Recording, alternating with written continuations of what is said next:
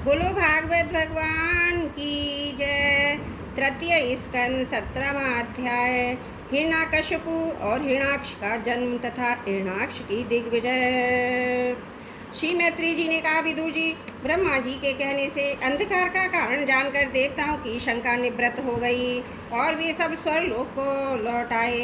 इधर दिति को अपने पति देव के कथानुसार पुत्रों की ओर से उपद्रव आदि की आशंका बनी रहती थी, इसलिए जब पूरे 100 वर्ष बीत गए तब वह साध्वी ने 2 यमज जुड़वे पुत्र उत्पन्न किए।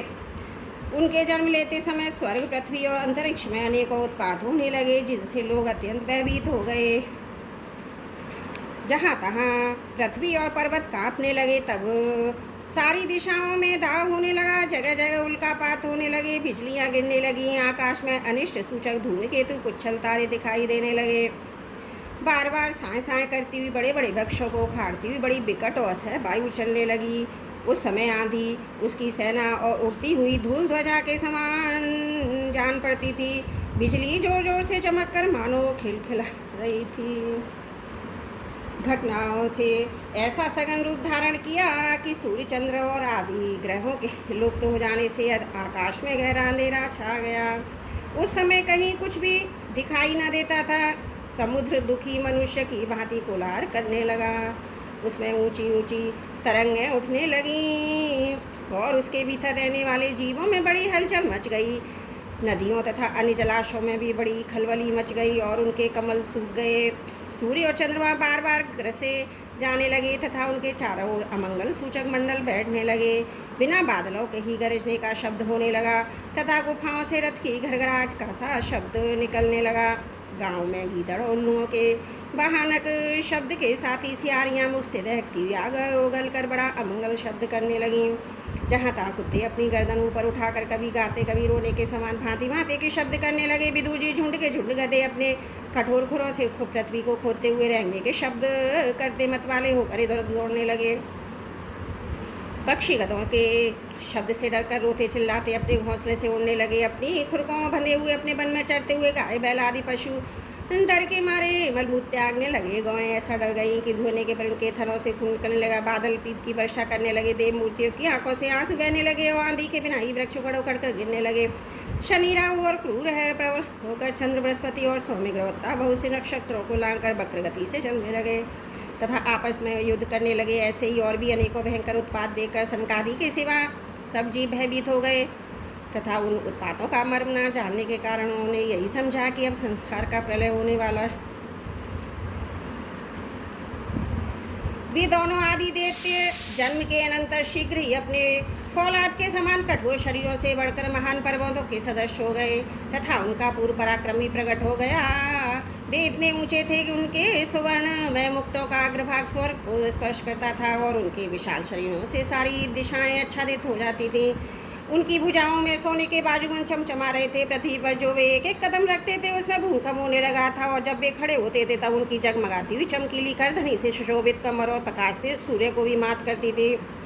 वे दोनों यमज थे। प्रजापति कश्यप जी ने उनका नामकरण किया। उनमें से जो उनके वीर से दिति के घर में पहले स्थापित हुआ था उसका नाम हिरण्याकश्यपु रखा और दिति के उदर से पहले निकला हुआ है हिरण्याक्ष के नाम से विख्यात हुआ।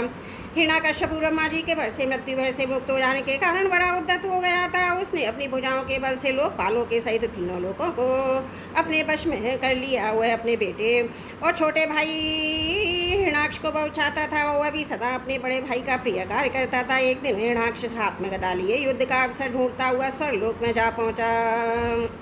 उसका भी एक बड़ा आश्रय था। उसके पैरों में सोने के नुपुरों की झनकार हो रही थी। गले में विजय सूचक माला धारण की हुई थी। कंधे पर विशाल गदा रखी हुई थी। उसके मनोबल, शारीरिक बल और ब्रह्मा जी के बल ने उसे मतवाला कर रखा था, इसलिए वह सर्वदा निरंकुश और निर्भय हो रहा था। उसे देखकर देवता लोग डर के मारे वैसे ही जहाँ तहाँ छिप गए, जैसे गरुड़ के डर से सांप छिप जाते हैं। तब दैत्यराज हिरण्याक्ष ने देखा कि मेरे तेज के सामने बड़े बड़े गर्वीले इंद्रादि देवता भी छिप गए। तब उन्हें अपने सामने न देखकर बार बार भयंकर गर्जना करने लगा। फिर वह महाबली दैत्य वहाँ से लौटकर जल क्रीड़ा करने के लिए मत वाले हाथी के समान गहरे समुद्र में घुस गया। जिसमें लहरों की बड़ी भयंकर गर्जना हो रही थी। ज्यों ही उसने समुद्र में पैर रखा, डर के मारे वरुण के सैनिक जलचर जीव हकबका गए और किसी प्रकार की छेड़छाड़ न करने पर भी उसकी धाक से घबरा कर बहुत दूर भाग गए। महाबली हिरणाक्ष अनेक वर्षों तक समुद्र में ही घूमता, सामने किसी प्रतिपक्षी को न पाकर बार बार वायु वेग से बढ़ी हुई प्रचंड तरंगों पर अपनी लोहमयी गदा को आजमाता रहा। इस प्रकार घूमते घूमते वरुण की राजधानी विभावरीपुरी में जा पहुंचा। वहाँ पाताल लोक के स्वामी जलचरों के अधिपति वरुण जी को देखकर उसने उसकी हंसी उड़ाते हुए नीच मनुष्य की भांति प्रणाम किया। कुछ मुस्कुराते हुए व्यंग से कहा, महाराज मुझे युद्ध की भिक्षा दीजिए। प्रभु आप तो लोकपाल राजा बड़े कीर्तिशाली हैं। जो लोग अपने को महाकवीर समझते थे उनके वीर मर्दन को आप चूर्ण कर चुके हैं। पहले एक बार आपने संसार के समस्त दैत्य दानवों को जीत कर राजसूय यज्ञ भी किया था।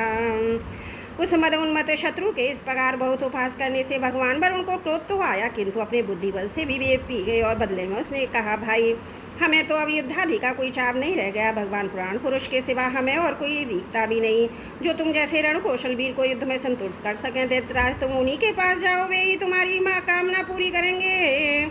तुम जैसे वीर उन्हीं का गुणगान किया करते हैं। वे बड़े वीर हैं, उनके पास पहुँचते ही तुम्हारी सारी इच्छा की पूरी हो जाएगी और तुम कुत्तों से घिरकर वीर शैया पर शयन करोगे। वे तुम जैसे दुष्टों को मारने और सत्पुरुषों पर कृपा करने के लिए अनेक प्रकार के रूप धारण किया करते हैं। बोलो भागवत भगवान की जय। तृतीय स्कंद 17वां अध्याय। समाप्त त्रुटियों के लिए क्षमा चाहती हूँ। बोलो भागवत भगवान की जय। तृतीय स्कंद 18वां अध्याय। हिरण्याकश के साथ बड़ा भगवान का युद्ध।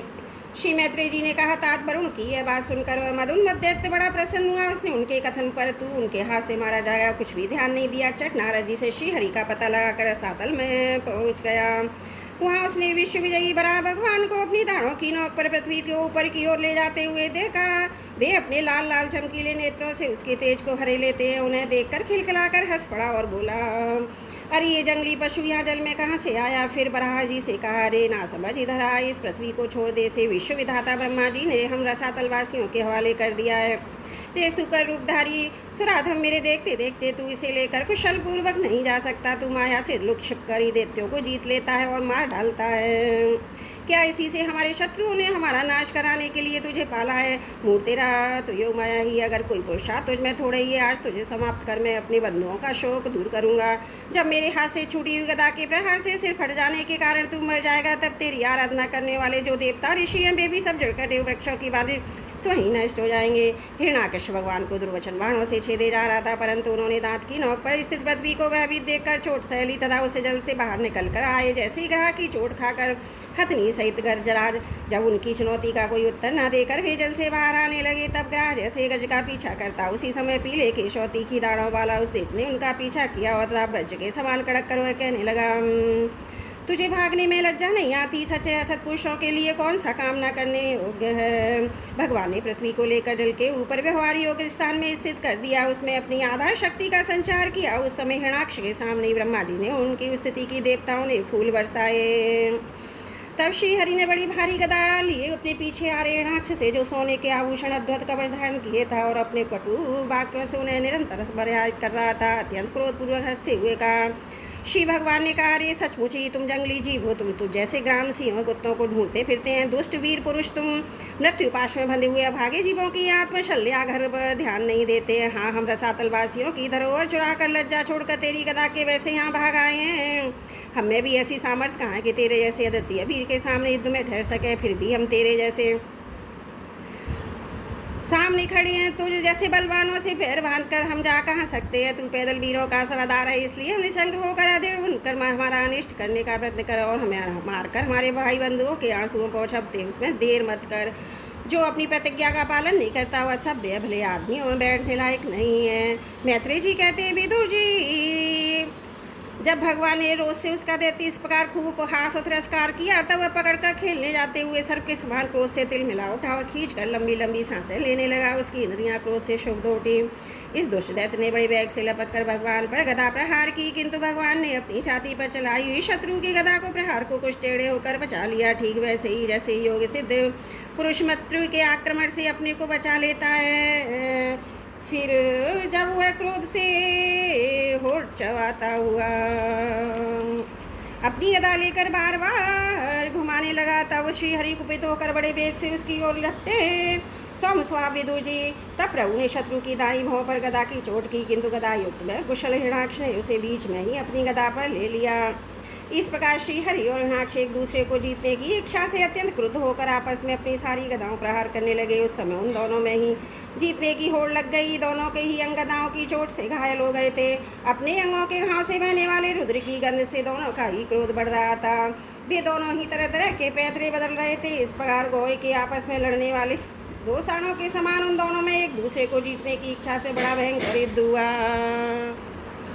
विदुर जी, जब इस प्रकार हिरणाक्ष माया से वराह रूप धारण करने वाले भगवान यज्ञ मूर्ति पृथ्वी के लिए देश बांध कर युद्ध करने लगे, तब उसे देखने के लिए यहाँ ऋषियों के सहित ब्रह्मा जी आए। वे हजारों ऋषियों से घिरे हुए थे।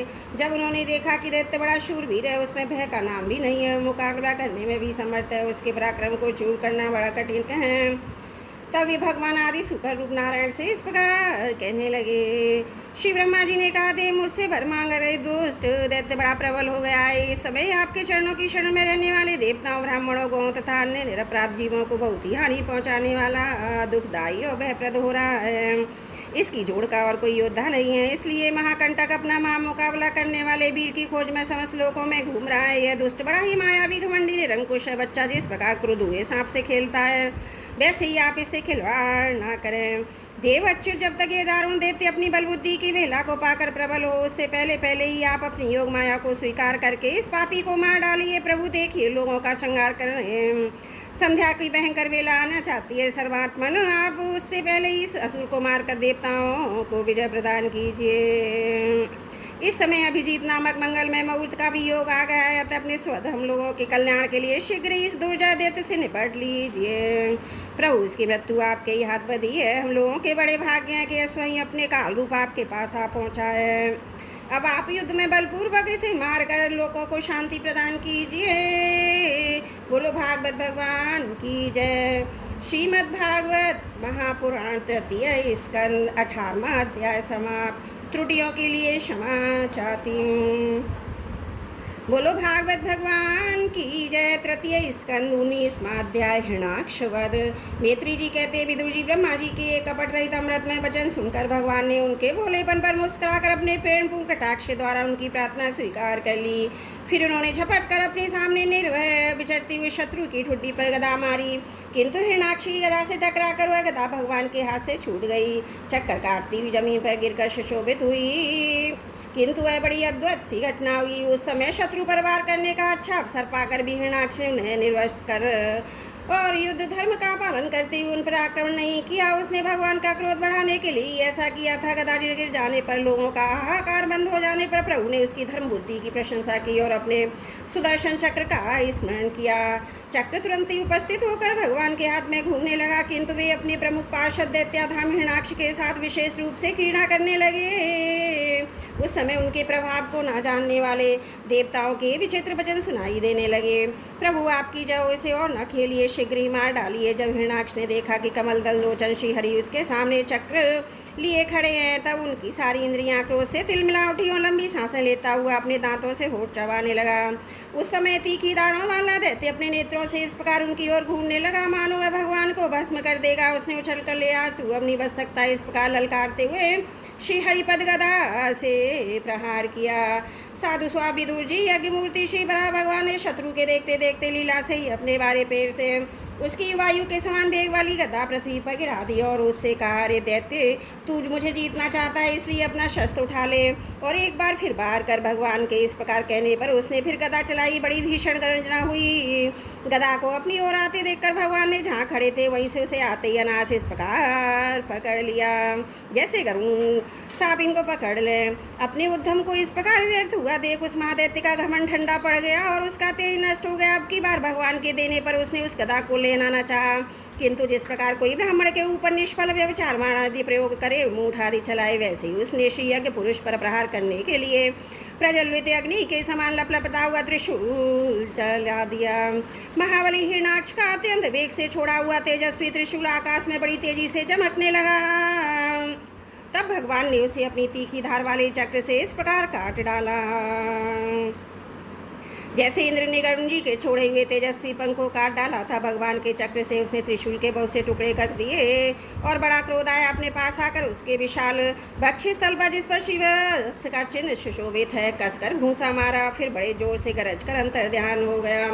विदुर जी, जैसे हाथी पर पुष्पमाला की चोट का कोई असर नहीं होता, उसी प्रकार उसके इस प्रकार घूंसा मारने से भगवान आदि वराह तनिक भी टस से मस नहीं हुए।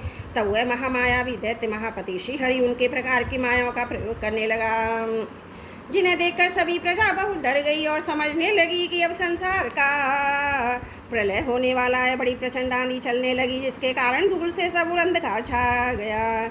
सब ओर से पत्थरों की वर्षा होने लगी, जो ऐसे जान पड़ते थे मानो किसी षड्यंत्र गुलेल से फेंके जा रहे हो। बिजली की चमचमाहट और गड़गड़ाहट के साथ बादलों के घिराने से आकाश में सूर्य चंद्र आदि ग्रह छिप गए और उनसे निरंतर भीमकेश रुधिर विष्टा मूत्र हड्डियों की वर्षा होने लगी। विदुर जी, ऐसे ऐसे पहाड़ दिखाई देने लगे जो तरह तरह के अस्त्र बरसा रहे थे। हाथ में त्रिशूल लिए, बाल खोले नंगी राक्षसियाँ दिखने लगी।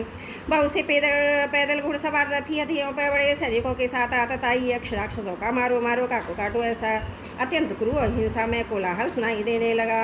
इस प्रकार प्रकट हुए उस आसुरी माया जाल का नाश करने के लिए यज्ञ मूर्ति भगवान वराह ने अपने प्रिय सुदर्शन चक्र छोड़ा। उस समय अपने पति का कथन स्मरण हो आने से दीदी का हृदय सहसा कांप उठा। उसके हिस्सों से रक्त बहने लगा। वो माया जाल नष्ट हो जाने पर दैत्य फिर भगवान के पास आया। उसने उन्हें क्रोध से दबाकर चूर चूर करने की इच्छा से भुजाओं से भर दिया, किंतु देखा कि वे तो बाहर ही खड़े हैं। अब वह भगवान को वज्र के समान कठोर मुक्कों से मारने लगा। तब इंद्र ने जैसे वत्तासुर पर प्रहार किया था, उसी प्रकार भगवान ने उसकी कनपटी पर एक तमाचा मारा। विश्व विजयी भगवान ने यद्यपि बड़ी अपेक्षा तमाचा मारा, तो भी उसकी चोट से हिरणाक्ष का शरीर घूमने लगा। उसके नेत्र बाहर निकल आए, हाथ पैर और बाल छिन्न भिन्न हो गए। निष्प्राण होकर आंधी से उखड़े हुए विशाल वृक्ष के समान पृथ्वी पर गिर पड़ा। हिरणाक्ष का तेज अब भी मलिन नहीं हुआ था। उस कराल दानों वाले दैत्य को दांतों से होठ चबाते पृथ्वी पर पड़ा देख हुआ युद्ध करने के लिए आयु ब्रह्मादि देवता उसकी प्रशंसा करने लगे। अहो, ऐसी अल्प मृत्यु जिसको मिल सकती है अपनी मिथ्या उपाधि से छूटने के लिए, जिनका योगी जन समाधि योग के द्वारा एकांत में ध्यान करते हैं, उन्हीं के चरण प्रसन्न से मुख देखते देखते इस देतराज ने अपना शरीर त्यागा। ये हिरणाक्ष और हिरणाकश्यपु भगवान के ही पार्षद ने शाप बस ये अधोगति प्राप्त हुई। अब कुछ जन्मों से ये फिर अपने स्थान पर पहुंच जाएंगे। देवता लोग कहने लगे, प्रभु आपको बारंबार नमस्कार है। आप संपूर्ण यज्ञों का विस्तार करने वाले हैं तथा संसार की स्थिति के लिए शुद्ध सत्व में मंगल विग्रह प्रकट करते हैं। बड़े आनंद की बात है, इस संसार को कष्ट देने वाला यह दुष्ट दैत्य मारा गया। अब आपके चरणों की भक्ति के प्रभाव से हमें भी सुख शांति मिल गई। देव मैत्री जी कहते हैं, विदुर जी, इस प्रकार महाप्रक्रमी हिरणाक्ष का वध करके भगवान आदि बराए अपने अखंड आनंद में धाम को पधार गया। उस समय ब्रह्मादि देवता उनकी स्तुति करने लगे। भगवान अवतार लेकर जैसी लीलाएं करते हैं, इसी प्रकार भीषण संग्राम में खिलौने की बात महाप्रक्रमी हिरणाक्ष का वध कर डाला।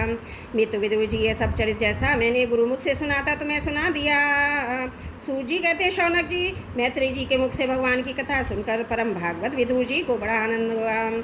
जब वह पवित्र कीर्ति और परम यशस्वी महापुरुषों का चरित्र सुनने से ही बड़ा आनंद होता है। तब श्री वत्सधारी भगवान की ललित ललाम लीलाओं की जो बात क्या है, जिस समय ग्राह के पकड़ने पर गजराज प्रभु के चरणों का ध्यान करने लगे, उनकी हथनियाँ दुख से सिंगारने लगी। उस समय उन्होंने तत्काल दुख से छुड़ा हुआ जो सब ओर से निराश होकर अपनी शरण में आए हुए सरल हृदय भक्तजनों में सहज प्रसन्नता उत्पन्न कर दी।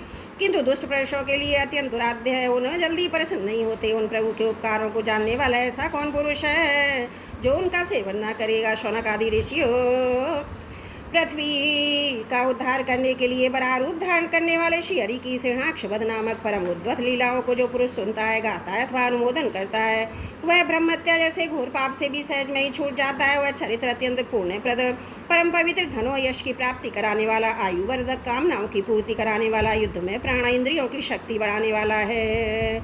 जो लोग इसे सुनते उन्हें अंत में श्री भगवान का आश्रय प्राप्त होता है। बोलो भागवत भगवान की जय। श्रीमद् भागवत महापुराण तृतीय स्कंद 19वां अध्याय समाप्त। त्रुटियों के लिए क्षमा चाहती हूँ।